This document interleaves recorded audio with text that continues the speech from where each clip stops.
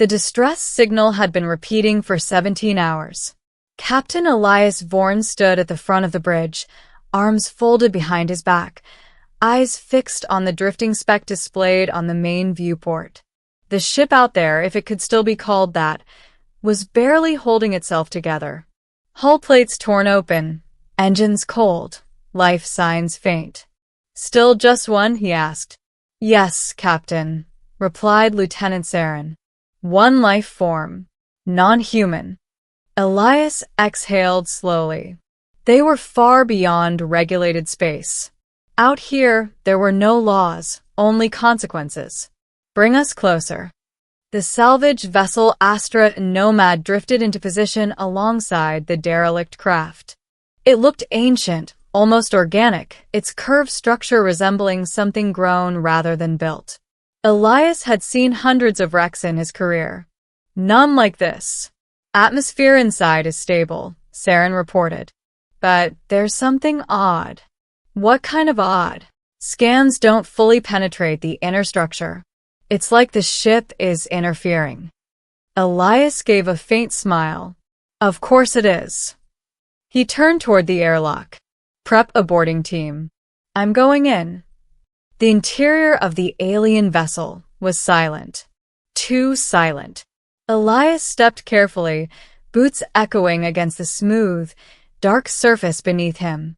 The walls pulsed faintly, like a heartbeat, soft blue veins of light running through them. "Captain," came Saren's voice through his comm, "we're picking up energy fluctuations around you. Be cautious." "When am I not?" Elias muttered. He moved deeper inside. The signal led him to a central chamber. And there, she stood. At first glance, she looked human. A woman, perhaps in her mid-20s, with long silver hair cascading over her shoulders and eyes that shimmered like liquid starlight. Her clothing was strange, shifting patterns that seemed to move even when she stood still. But it was her presence. It pressed against Elias's mind like gravity. "You came," she said softly. Her voice wasn't transmitted through his comm. He heard it directly in his head. Elias didn't flinch. "Distress signal tends to get attention," he replied. "You the one who sent it?" She tilted her head, studying him. "Yes. And no." "That's not helpful." A faint smile touched her lips. "I required assistance. But not just from anyone." Elias raised an eyebrow. "Lucky me." There was a pause. Then she stepped closer. The air itself seemed to bend slightly around her. "My name," she said, "is Lyra." "Elias." "I know." That made him pause. "Of course you do." Lyra gestured toward the surrounding chamber. "This vessel is failing. I need to leave it." "Then come with us," Elias said simply. "We'll get you somewhere safe." Her expression changed. Subtly. Almost amused. "I can leave," she said. "But there is a condition." Elias sighed quietly. "There's always a catch." Lyra stepped closer, her glowing eyes locking onto his. "If I leave this ship," she said, "I must bond with a host." Elias blinked. "Define bond." Her gaze didn't waver. "I will merge with your consciousness." Silence filled the chamber. Even the faint pulsing of the walls seemed to fade. Elias stared at her. "That's not exactly standard passenger protocol." "It is necessary," Lyra replied calmly. "My species does not exist independently outside our vessels for long. We require a living anchor." "And you picked me?" "Yes." "Why?" She studied him for a long moment. "Because you will survive it." Elias let out a short, humorless laugh. "That's your sales pitch?" "It is the truth." Over the comm, Saren's voice broke in. "Captain, we're reading a spike in neural activity around you. What's happening?" Elias didn't respond immediately. His eyes never left Lyra. "And if I say no?" he asked. For the first time, Something flickered in her expression. Not fear. Not anger. Something deeper. Then I will remain, she said quietly. And when this vessel collapses, I will die. Elias clenched his jaw. You're asking me to let an alien entity crawl into my head. I am asking you to let me live. Silence. Heavy. Unavoidable. Elias had faced pirates, warlords, and things that didn't even have names. But this was different. This was personal. What happens to me? He asked finally. Lyra's voice softened. You remain yourself. I do not erase. I do not control. Convenient.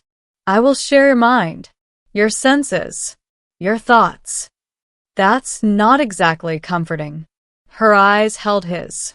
I will also share my knowledge. That made him pause. What kind of knowledge? The chamber around them shimmered. Suddenly, Elias saw stars, not as points of light, but as living systems. He saw pathways between them, currents of energy flowing like cosmic rivers. He saw civilizations rising and falling, technologies beyond comprehension, and forces that could reshape reality itself. Then, it vanished. Elias staggered slightly. What was that? A fraction, Lyra said, of what I know. His heart was racing. Why me? He asked again, quieter this time. Lyra stepped closer. Because you are not afraid of the unknown, she said. You face it. She paused. And because, Elias, you are already alone. That hit harder than he expected. He looked away briefly, then back at her. If I agree, he said, there are rules. Lyra inclined her head. State them. You don't take control of my body. I will not. You don't hide things from me. I cannot hide what you can perceive. And if I decide I don't like this arrangement? A brief pause. Then I will leave, she said. And die. Yes. Elias closed his eyes for a moment. This was insane. Completely insane. But out here, insanity was often just another word for survival. He opened his eyes. All right, he said. Lyra watched him carefully. You accept. Elias exhaled slowly. Yeah, he said. I accept. For the first time. She smiled. Then we begin. The moment Lyra touched him, everything changed. It wasn't pain. Not exactly. It was expansion. Like his mind had suddenly grown too large for his body. Memories that weren't his flickered at the edges of his awareness. Vast, ancient, incomprehensible.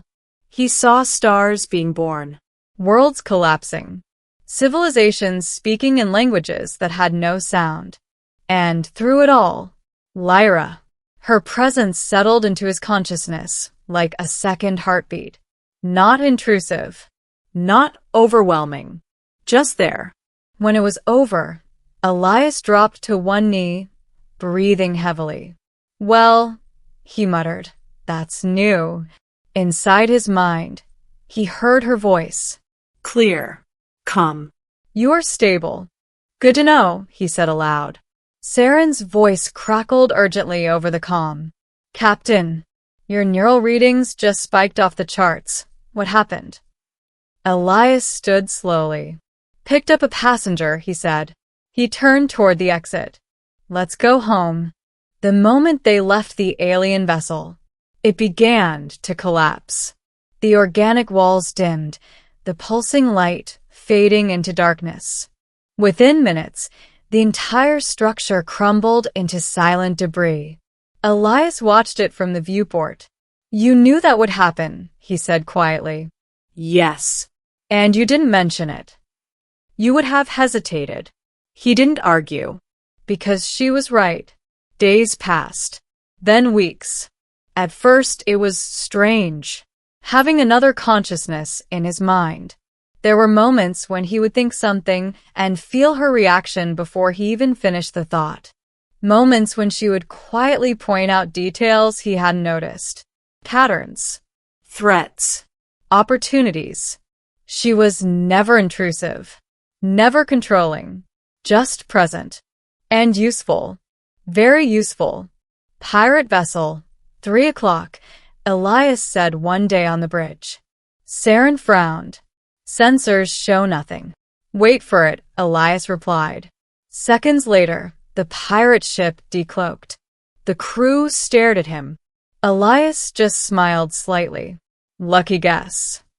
Inside his mind, Lyra's presence flickered with something like amusement. But not everything was easy.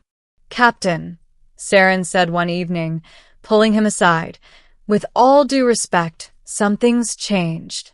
Elias raised an eyebrow. Something always changes. You know what I mean.